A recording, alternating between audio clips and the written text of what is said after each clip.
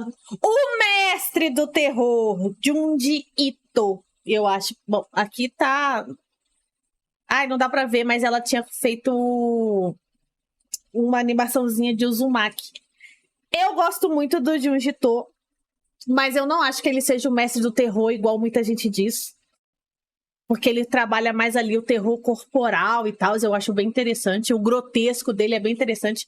Mas eu acho que tem outros mangakas de terror que fazem uma coisa mais... Mas ainda assim, eu amo o Junji Ito. É isso.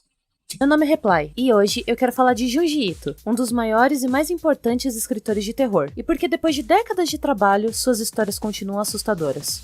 E assustar é muito fácil, basta usar um jumpscare. Criar um clima de jumpscare é uma fórmula pronta, bem programada. Você só precisa pegar a pessoa desprevenida, ou deixar ela em estado de alerta, diminuindo os sentidos, fazendo ela se concentrar no momento, para que ela pense que o susto vai acontecer naquele instante.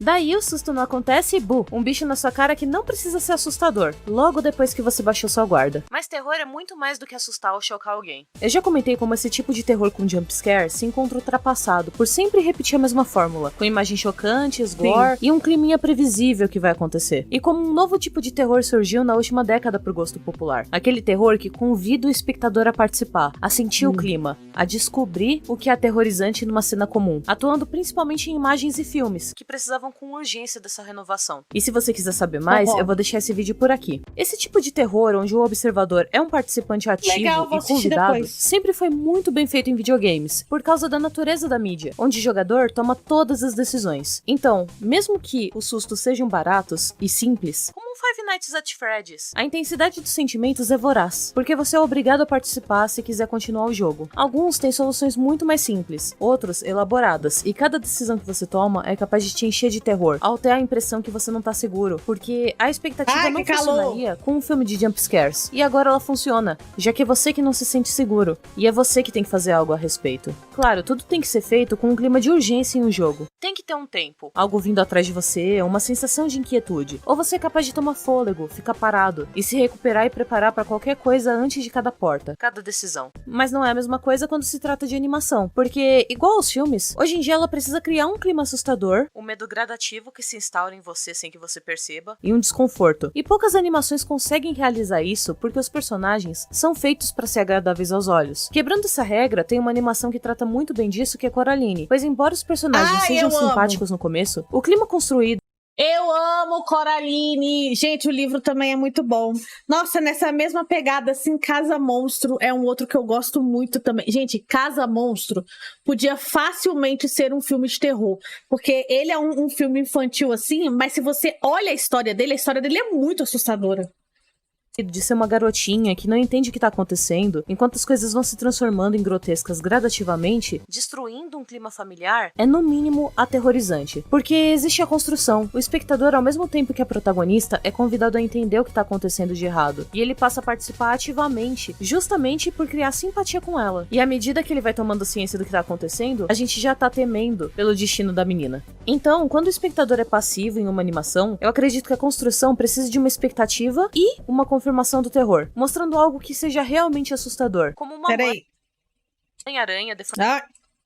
formada de 2 metros. Porque existem muitos animes de terror, mas poucos realmente bons, porque os que são bons geralmente se utilizam só da história e não da confirmação do terror por meio das imagens. E agora os quadrinhos são uma mídia bem diferente disso, que em parte se comporta como os livros, mas eu vou deixar pra comentar sobre isso daqui a pouco, porque antes eu quero explicar por que o Junji Ito se destaca em meio a todos os outros quadrinhos de terror. Primeiro de tudo, a estética. Quadrinhos americanos sofrem de grande dificuldade em tornar suas histórias assustadoras, dada a natureza da estética que a gente já falou sobre as animações. A pintura deles, colorida, torna tudo muito agradável aos olhos. E mesmo que sejam obras cheias de detalhes, elas têm uma harmonia que torna tudo que a gente vê mais simples para nossa compreensão. A estética se torna algo convidativo. Se retirarmos o colorido e partirmos para os mangás, os traços continuam belos, harmonizados. Até no trabalho do Uma coisa que eu gosto muito do trabalho do Junji Ito é justamente como ele usa o preto.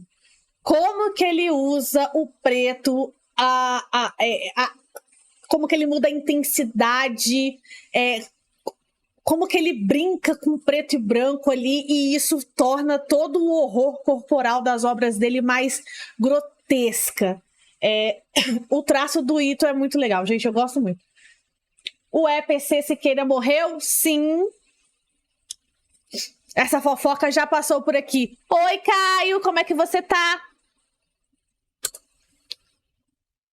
A gente pode ver isso em certa parte. Em certa parte, porque os traços dele não são apenas isso. Todos os desenhos que ele faz parecem estranhos ao olhar. Seu estilo cheio de rachuras, que é uma técnica que consiste em fazer vários traços finos para criar uma noção de profundidade, é uma técnica que muitos artistas usam para criar painéis deslumbrantes em momentos cruciais. A questão é que o Ito, em particular, usa esse recurso de rachuras o tempo todo em todas as cenas que ele pode, mensurando a quantidade de acordo com o quanto que ele quer que você preste atenção no desenho, guiando seu olhar pela história, onde tudo que possui detalhes deixa de ser algo comum e passa a ser um elemento de preocupação, algo verdadeiramente importante. Falando sobre elementos do horror, o Ito não recorre a vampiros, zumbis, lobisomens ou tripas espalhadas pelo chão. Ele não busca animais fofos com dentes afiados para te dar uma zona de conforto e quebrar. Ele quebra camadas mais profundas, apresentando o sobrenatural em coisas que você nunca pensou que poderiam te assustar, porque você nunca pensou que elas existiam. Sabe aquele discurso do Steve Jobs sobre o público não sabe o que quer, você tem que ensinar ao público o que ele quer? O Ito... Ai, gente, vou falar uma coisa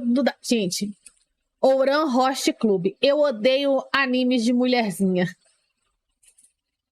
Animes de romance, eu odeio. Mas Ouran é muito bom, fica aí minha recomendação. Firme você, pensei que era bait. Eu tô bem também, como é que foi o Natal? Bom, não é bait não, a polícia tá apurando aí pra saber qual foi a causa.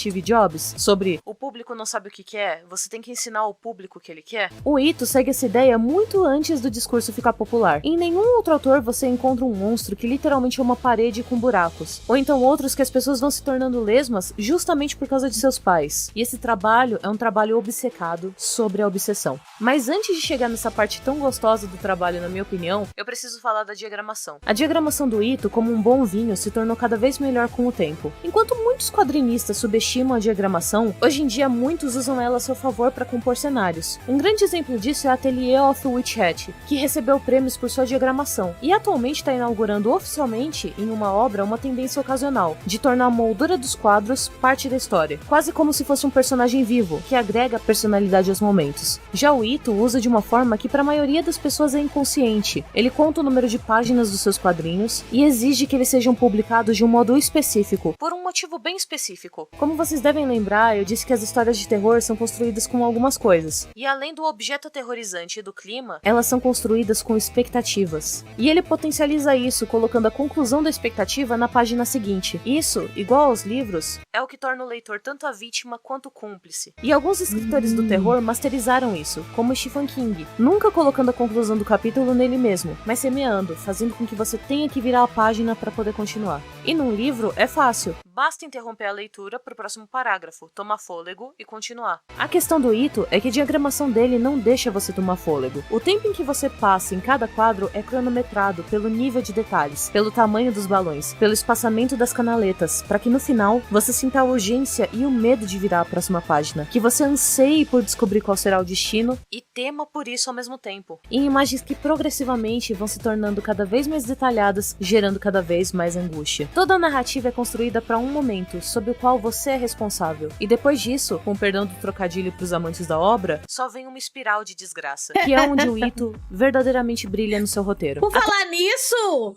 em Jujutsu Kaisen... Ih, vai ser um spoiler? Acho que não, né? Vocês estão acompanhando? Ah, gente, talvez seja um spoiler. Mas quando o Mahito morre e o Kenjaku lá usa a habilidade dele e invoca o Uzumaki, é uma referência ao Uzumaki de Junji Ito. A imagem que ele cria ali é a mesma coisa do mangá.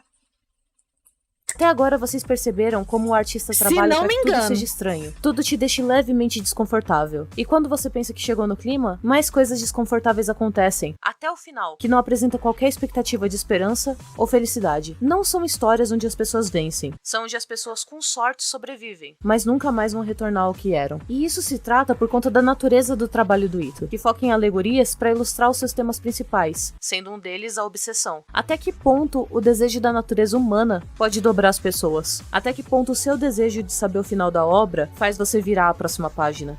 Seus trabalhos mais famosos definitivamente são Tomie e Uzumaki, quadrinhos que ele dedicou anos e anos da sua carreira para completar. Mas o que mais faltam em enaltecer o trabalho do Ito são seus one-shots, onde ele brilha, em suas histórias curtas e bem trabalhadas, que ele sempre tenta apresentar novos conceitos de horror inspirados no seu dia a dia.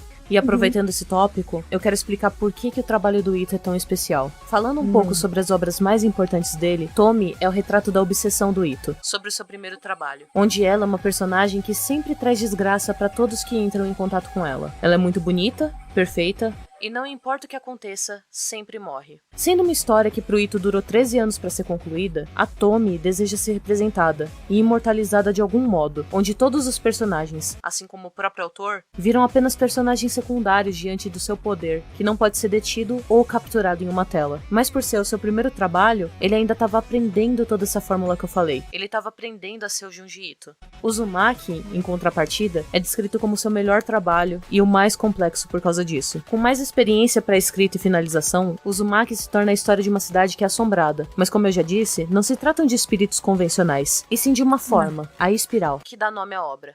Sim. E Uzumaki, vou ser polêmica. Eu gosto de Uzumaki, mas eu não gosto do final de Uzumaki. Sei lá. Tudo começa com um escultor. Quer dizer, eu gosto. Não sei se eu gosto, na verdade. Talvez eu estivesse esperando outra coisa. Não sei.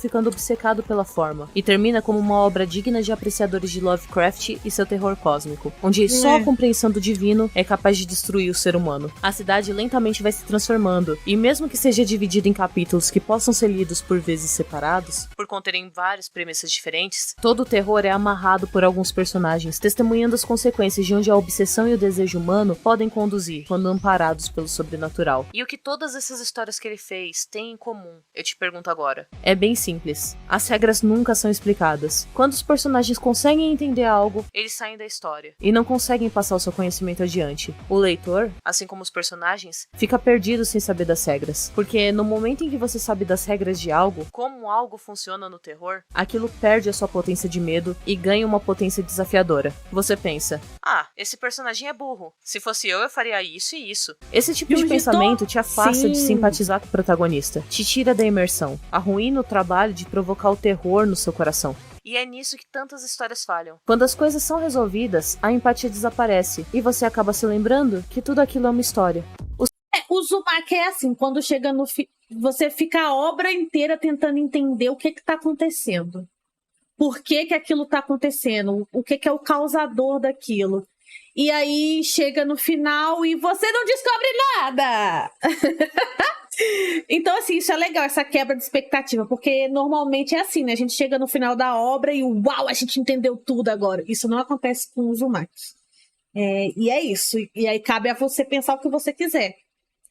Mas, ainda assim, eu gosto mais ou menos do final de Uzumaki. O ser humano é compelido pela curiosidade, e sem essa, não tem por que você investir os seus sentimentos em algo. E isso o Ito sabe e usa muito bem. Com o Ito, você constantemente vai terminar as histórias com poucas certezas e muitas perguntas. E talvez um leve mesma trauma. sensação Por exemplo, de Attack eu tava on no Titan. Reddit esses dias e tava vendo vídeos satisfatórios como esse. E isso foi um gatilho para que várias pessoas entrassem em desespero por causa de uma história do Ito. Com um conceito bem simples. Houve um deslizamento de terra numa montanha que começou a mostrar. Eu quero falar também. Gente, essa é uma das histórias que eu também gosto bastante. E dá um negócio ruim, dá um trem ruim essa história, porque, nossa senhora, essa tem explicação, mas dá uma gastura. É uma montanha assim que tá cheia dessas formas humanoides. Só que são formas humanas, essas formas são de pessoas, ou seja, a sua forma tá nessa montanha. Mó doideira. Foi fácil de identificar porque obras de hoje em dia de terror são previsíveis e tal. Esse vídeo é justamente sobre isso. vários buracos onde não era possível ver o fundo. Várias pessoas que viram a notícia se sentiram compelidas a ir até o local e procurar um buraco que servisse para elas. As que entravam não voltavam. E mesmo sabendo disso, as pessoas continuavam obcecadas com o mesmo pensamento noite após noite. E o que acontece com o protagonista dessa história, em um cenário desses, eu não vou contar. Porque essa amostra foi só para mostrar como uma premissa. Mas vocês querem que eu conte? Hein? Eu vou contar. É através do protagonista que a gente descobre o que tá acontecendo nesse buraco. Porque a anta se enfia nele também. Que parece uma porcaria sem graça, pode ser executado em pouquíssimas páginas e ainda ser capaz de traumatizar uma geração de leitores. E exemplificar que você nunca vai entender completamente as regras dele. Eu pessoalmente sempre achei frustrante finais inacabados. E poucos são os que me convencem e realmente criam uma sensação de satisfação. Não, apesar da gente entender o que tá acontecendo, a gente não sabe por que aquilo acontece. Se não me engano. Ai, gente, essa história aí eu vi há muito tempo atrás. Aí, eu lembrar de tudo aí também, vocês estão exigindo demais da minha pequena cabeça. Em mim. Mas o modo como o Ito deixa de ser um autor convencional, focando puramente em passar o máximo de terror possível, da maneira mais eficiente possível, dando apenas o essencial e te deixando perdido e angustiado, se torna parte da obra, onde você, leitor, se sente em parte como protagonista. Ele joga todas as cartas ao seu favor, e depois todas elas contra você. E por isso, ele se torna um autor que dominou seu meio e se tornou um mestre. E também, ele é uma das pessoas mais fofinhas que você vai conhecer. Sim! Eu nunca vi esse cara triste em entrevistas. E talvez isso seja uma das coisas mais assustadoras nele, porque me lembra... Tem videozinho dele dançando com orelha de gatinho. Laila, sabe que Elden Ring tem elementos de terror cósmico? Sério? Estilo Craftiano? Ó, interessante. Que nunca dá pra saber que tipo de pensamento tá na cabeça de alguém só pelo modo como a pessoa se comporta. E antes de começar a trabalhar com arte, ele fez técnico em odontologia. E em entrevistas ele mostra como ele realmente tem medo de tantas coisas. Tanto que ele consegue transcrever o medo que ele sente pro seu trabalho. Um exemplo disso é como ele conta que ele sentiu muito medo ao ver o filme do Steven Spielberg, Tubarão. E inspirado por isso, ele resolveu criar toda uma história com uma narrativa chamada Gil, onde o medo dele não estivesse apenas no mar. E apesar de parecer muito contraditório, Junji Ito não constrói suas histórias baseado em coisas assustadoras, como e se tivessem cabeças flutuantes com forcas perseguindo... Ah, essa história é muito boa, mas ela é muito... Eu acho mais ou menos. Eu não gosto muito dela, não. Mas é interessante. pessoas. E se as pessoas ficassem paradas em posições como se fossem... Essa é uma das minhas histórias favoritas. Não, agora eu vou falar sobre isso. As pessoas, elas estão ficando, tipo... paradas em lugares específicos e tem todo um mistério do porquê que essas pessoas estão ficando paradas ali. E qualquer pessoa, é velho, é criança, é isso, é aquilo, outro. E aí, tem essa menina que ela tá aí pra tentar descobrir, porque ela faz parte de um jornal, o que tá acontecendo, e ela tá muito engajada nisso e tal. E aí, essa última imagem aí, que tá esse carinha assim, sabe? Esse cara é o chefe dela. E aí, eles estão meio que junto disso para tentar descobrir o que tá acontecendo e tal. Porque, tipo, tem até criança tá ficando parada e elas ficam meio que enraizadas no chão. Ah, gente, eu vou falar o que é. Aí, o que acontece? As pessoas estão ficando paradas, eu não sei se é onde elas cometeram um crime ou aonde elas cometeram um crime e elas sentem muito ressentimento. Não, eu acho que é só o crime mesmo. E aí o final mexeu comigo, porque no final ela vai pra casa dela e aí na frente da cama dela, nessa posição aí, tá o chefe dela. E aí ela meio que entende o que tá acontecendo. E aí ela pergunta pro chefe dela por que ele tá parado ali, por que ele ficou preso ali. E aí ele meio que não quer falar assim. E aí ela começa a fazer... Resumindo, há muito tempo atrás, ela foi abusada por um cara numa outra cidade. E aí, isso mexeu tanto com a cabeça dela que ela se mudou pra essa cidade aí. E aí, quando encontra o chefe dela parado nessa posição, fica todo um mistério se foi ele ou não que abusou dela ou se ele abusou de uma outra pessoa. Gente, essa é uma das minhas histórias favoritas. Junto com a mulher lá que vira uma aranha. É a aranha que ela vira? Não lembro. Em estátuas para sempre. Não, ele pensa em conceitos. Nesse caso respectivo, o que leva as pessoas a terem desejos pelo fim do seu tormento? Ou o que leva as pessoas a se comportarem de determinada maneira todos os dias, como se fossem estátuas em suas rotinas? Ambas as propostas dariam vazão a vários tipos de histórias. Antes que o povo do YouTube comece a me encher o saco, eu li essas histórias há muito tempo atrás. É óbvio que eu não estou falando com precisão. E com certeza eu estou esquecendo de detalhes ou falando até algumas merdas. Porque eu li isso, deve ter mais de... tem anos. Tá bom? Estou lembrando de cabeça, então não vem encher meu saco não. Mas é por conta de uma pergunta mais fundamentada, uma conceitualização mais profunda, que o horror dele ganha mais espaço para brilhar. Ser o que deve ser. Assustador e angustiante. Um exemplo do que eu dei antes é o da garota que acaba se tornando um caracol. Ito nunca confirmou nem negou essa pergunta de várias pessoas que fizeram e afirmaram isso, dizendo que era uma metáfora para a puberdade e a descoberta da sexualidade, onde os pais tentam suprimir a transformação dela das formas mais violentas possíveis e acabam perdendo a filha completamente. A única coisa que ele diz é: eu gosto de metáforas, mas se eu te contar o que eu pensei, qualquer ideia sobre o meu trabalho, eu vou tirar de quem gosta de ler a participação de interpretar. Tudo que eu penso importa até o momento que a história vai pro editor. A partir daí, o trabalho vira um conjunto meu e seu. Acho que é algo que dá pra notar. Pensei em fazer contos de terror que misturam o estilo de Lovecraft com Junji Ito. Sério? Mas tipo... pra postar onde? Ai, maneiro!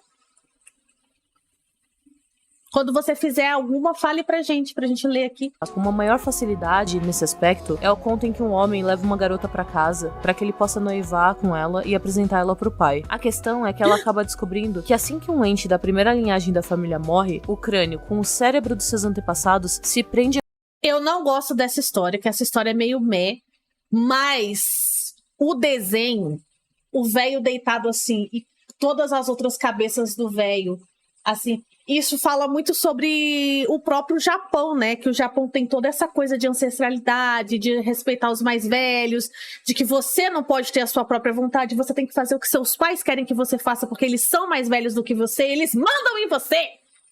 E essa história do Junji Ito fala muito sobre isso, sobre essa pressão que essa sociedade mais jovem do Japão, assim, ali, né, porque ele é japonês, vive em relação aos pais, à tradição e sei lá o quê, e aí toda a arte desse conto dele é muito... E aí a menina, ela esquece, porque ela sofreu um trauma muito grande, aí a gente fica achando que aconteceu um certo abuso ali, não sei o quê, mas não, é que ela já tinha visto a cena, e deu um blackout na cabeça dela. E aí meio que acaba assim de novo, ela desmaiando. Gente, pelo que eu me recordo, de a cabeça do mais jovem, impedindo que a memória e a mente deles morra, tornando seu futuro marido uma aberração, com o corpo preso num amontoado de meias cabeças que desejam usá-la para conseguir um herdeiro e poder continuar vivas. Isso pode ser só um conceito, mas se você pensar um pouquinho mais, vai notar na profunda reflexão de como a sociedade, principalmente a japonesa, exige herdeiros e a continuação do nome da família e a tradição, e como essa pressão acaba sendo colocada nos seus filhos desde jovens. A última adaptação feita para anime das histórias do Junji Ito deixou a desejar, assim como seus doramas. E quando se olha com atenção, se torna óbvio o porquê. De todos os elementos que tornam o trabalho do Ito tão único e singular que eu falei, o único que continua presente nas adaptações é a história, enquanto o traço, o enquadramento, o detalhamento, a construção do tempo, a conceitualização e principalmente a participação da diagramação em te tornar um cúmplice da história são retirados. Porque se trata de uma mídia diferente. Eu já vi muitas pessoas dizendo como as adaptações para anime de terror nunca serão boas, simplesmente porque a indústria de anime não paga os animadores o suficiente para que eles possam se dedicar horas e horas em produzir alguns segundos. E isso transforma um trabalho que brilha com o choque do detalhe, do gore, que causa agonia nos momentos críticos, e entrega algo que não chega nem perto do material original, já que, querendo ou não, como eu disse antes, a animação suaviza os traços e torna as coisas mais agradáveis de serem vistas. Óbvio que isso é uma generalização, e é por isso que tanto... Sim, gente, foi o que eu falei. Uma das coisas mais legais do trabalho do Ito é justamente como que ele brinca com os tons de preto. Como que ele consegue dar intensidade e passar medo, caos, tristeza, ressentimento, só o grotesco mesmo, principalmente o grotesco nas deformidades corporais que ele faz ali, né? Brincando com o preto e o branco. Isso para um anime nunca quer ficar bom. Gente, eu falei que esse anime novo ia ser uma droga e no fim foi mesmo. Muitas pessoas ficaram ansiosas pela adaptação de Uzumaki, que promete ser a melhor adaptação do trabalho do Ito já feita, só pelas imagens do teaser. Eu não teria tantas expectativas, pois além de imitar os traços e as escolhas, eles precisam também calibrar o tempo dos acontecimentos para causar a imersão. Mas não custa nada torcer, já que a adaptação será extremamente curta para caber no orçamento, e a história terá que ser rearranjada de modo que faça sentido em tão poucos episódios. E a recomendação que fica é, se quer conhecer o trabalho do cara, leia os mangás, e considere as adaptações um bônus. É inegável que Junji Ito criou uma ala do terror só pra si, não por criar algo que nunca tinha sido feito antes, mas por mesclar o melhor... Calma, porque tem mangakas antes dele que faziam...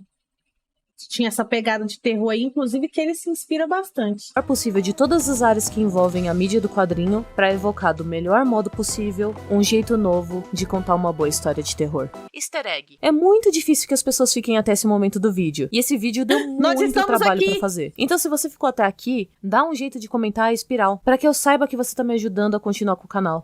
Atualmente existem milhares de projetos, jogos, livros, RPGs, filmes, músicas e por aí vai que se inspiram no trabalho do Ito.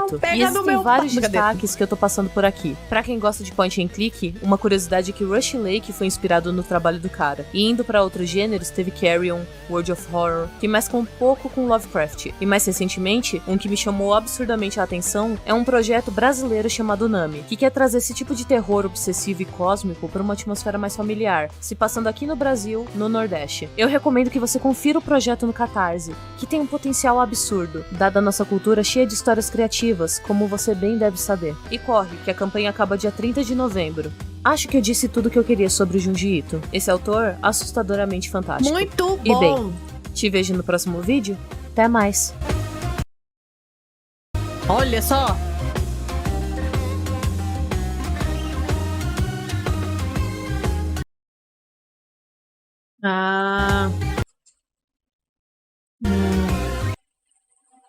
Ai, aí, ó, quem faz o meu destino sou eu?